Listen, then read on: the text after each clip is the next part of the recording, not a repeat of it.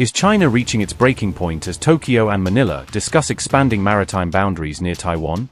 Beijing sends military and Coast Guard assets to signal opposition to moves it views as encroaching on sensitive waters.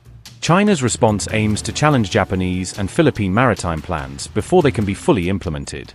Hainan Island remains a strategic naval hub in the South China Sea, supporting Beijing's growing regional military presence. China sent a Coast Guard flotilla east of Taiwan amid a Japan-Philippines maritime delimitation initiative in disputed waters. On June 1, Beijing said the patrol was a law enforcement response to delimitation talks it strongly opposes. China accused Tokyo and Manila of pursuing what it described as illegal maritime boundary negotiations. The delimitation discussions involve waters east of Taiwan that are also claimed by Beijing as its territory.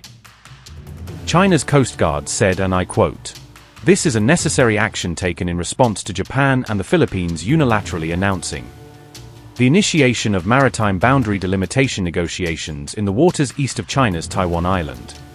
We urge Japan and the Philippines to immediately cease all illegal actions that infringe upon China's sovereign rights and interests." Unquote. Amid the dispute, Taiwan said it tracked 2 Chinese Coast Guard ships operating southeast of Orchid Island. Taiwan's foreign ministry said, and I quote, "China has no right to interfere in Taiwan's territorial sovereignty and sovereign rights over its relevant maritime areas." Unquote.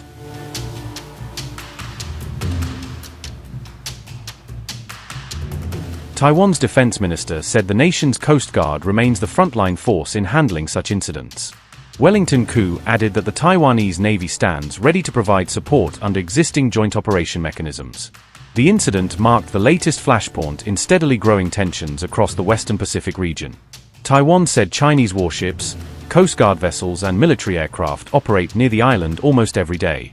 Last week, a Chinese Coast Guard ship approached the Taiwan-controlled Pratas Islands, raising fresh concerns.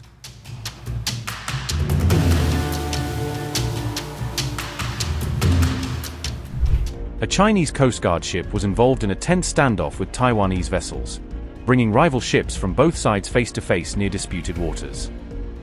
According to Taiwan's Coast Guard, the Chinese vessel only left waters near the Pratas Islands after an extended round of verbal sparring over the radio.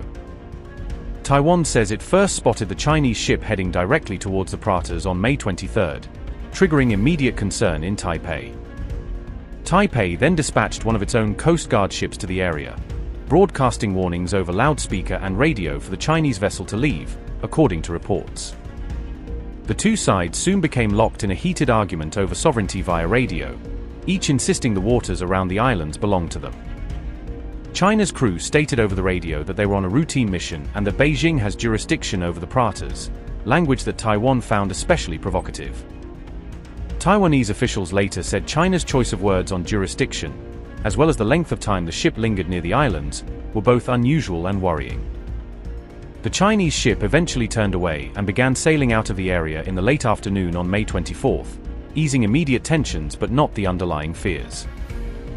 Separately, Taiwan's Coast Guard says it also drove away a Chinese research vessel for the second time this month, underscoring how frequent such encounters have become. On May 24, Taiwan's security chief revealed that around 100 Chinese ships were operating inside the so-called First Island chain, a belt of sea stretching along East Asia's front line. The First Island chain is a strategic arc that runs from Japan, through Taiwan and down to the Philippines, seen by Beijing and Washington as a key military boundary. The Pratas Island itself lies roughly between southern Taiwan and Hong Kong, making it a small but important outpost in contested waters. Because Pratas is about 400 kilometers from Taiwan's main island, it is relatively isolated and considered highly vulnerable to a sudden Chinese move. Adding to those concerns, Pratas is only lightly defended by Taiwan's Coast Guard, rather than by heavy military forces, making it a tempting target in a crisis.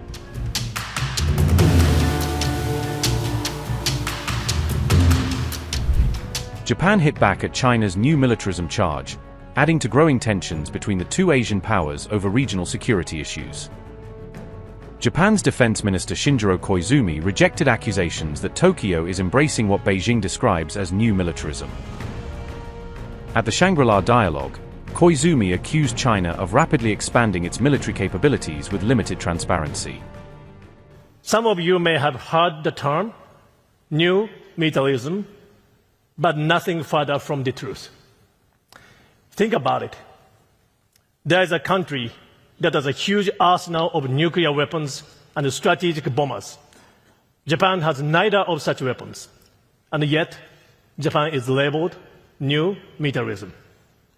Isn't it strange?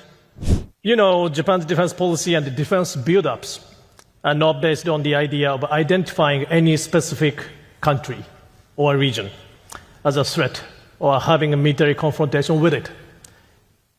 That said, China continues to increase its defense spending at a high level and is rapidly expanding its military capabilities across a wide range of areas without sufficient transparency. China's external approach and military activities are matters of serious concern for Japan and the international community. Japan believes it is essential to have persistent, candid dialogue and communication without turning our eyes away from concrete and difficult issues precisely because challenges exist. Japan's door is always open. The Ministry of Defense will continue to use various channels and every available opportunity to communicate firmly with the Chinese side. So please give my best regards to my counterpart. The remarks came after China urged Asia-Pacific countries to remain vigilant against what it called Japan's neo-militarism. Chinese delegate Major General Meng Xiangqing also criticized Japan during discussions at the Singapore Security Forum. Meng questioned whether Japan had fully eliminated the legacy of militarism from its national security policies. Major General Meng Xiangqing said, and I quote, "I deeply doubt whether a country that has not thoroughly eradicated the toxic legacy of militarism is qualified to talk extensively about defense cooperation on international occasions, and whether it can win the trust of the international community, especially the Asian countries it once invaded."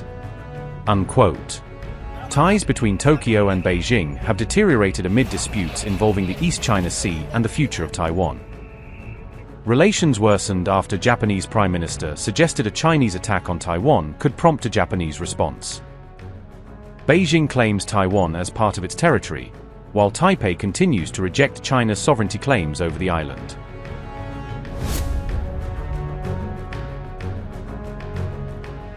China's Defense Minister Dong Jun skipped the Shangri-La dialogue for the second consecutive year. Dong's absence denied Beijing a high-profile opportunity to engage directly with regional defense leaders and counterparts. Meanwhile, Koizumi said he regretted not being able to meet and hold talks with his Chinese counterpart. Despite ongoing disputes, he said Japan remains open to dialogue and engagement with China to maintain regional stability. This comes as Tokyo unveiled its most significant defense export reforms in decades earlier this year. The April reforms removed long-standing restrictions that had limited overseas military exports by Japanese companies. The changes open the door for Japanese firms to export warships, missiles, and other military equipment abroad.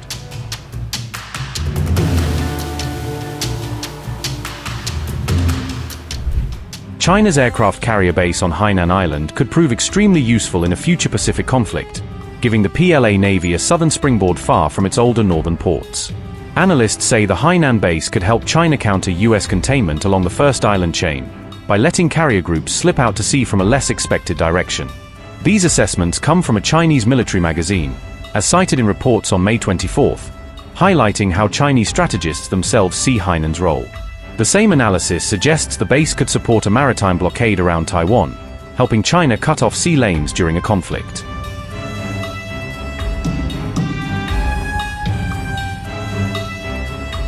The Hainan base sits in the South China Sea on Hainan Island itself, positioned to the south of Taiwan but still close enough to influence the Strait. It is also located at a more comfortable distance from many US and Japanese strike assets, making Chinese carriers there harder to hit quickly. By contrast, China's earlier carrier bases along the Yellow Sea and Bohai Sea coast were much closer to US and Allied forces, and easier to watch and threaten. In wartime, carrier groups sailing from Hainan could transit through the Bashi or Balintang channels to enter the open Pacific, outflanking some existing defenses. These two channels, located near the northern Philippines, are directly accessible from Hainan and offer China alternative routes beyond the first island chain. They are also considered relatively less defended segments of the US-Japan first island chain, which traditionally focused more on choke points to Taiwan's north. On top of the carrier base, China has deployed land-based missile and surveillance systems on Hainan and nearby outposts, thickening its defensive umbrella. Those systems could help counter possible US strikes and support the safe movement of Chinese carriers in and out of the region. All of this makes Hainan increasingly relevant in any Taiwan Strait contingency, especially if China seeks to attack from multiple directions at once.